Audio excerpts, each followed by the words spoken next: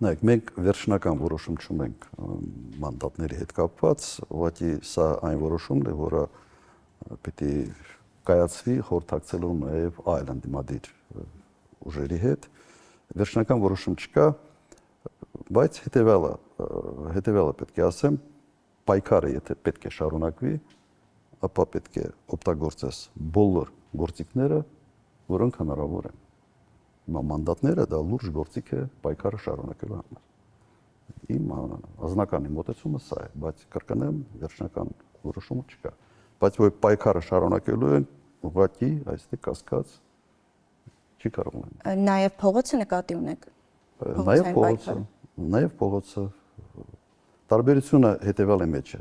Լեգիտիմությունը իսկապես լուրջ կասկածի տակ է։ Իշխանության լեգիտիմությունը երբ կասկածի տակ է, սա այլ մթնոլորտ է ձևավորում նաև ներսում։ Բոլորը տեսնում են, թե ինչ է կատարվել։ Բոլորը, նույնիսկ նրանք, ովքեր քվեարկել են ԿՊ-ի համար։ Իրենք սա տեսնում են։ Սա նշանակում է, որ իրենց վարած քաղաքականության եւ իրենց անցկացրած ընտրության, այսպես ասենք, փլատակների տակ մնալու է հենց ԿՊ-ն։ Եվ չեմ կարծում, որ դա տևելու է շատ երկար։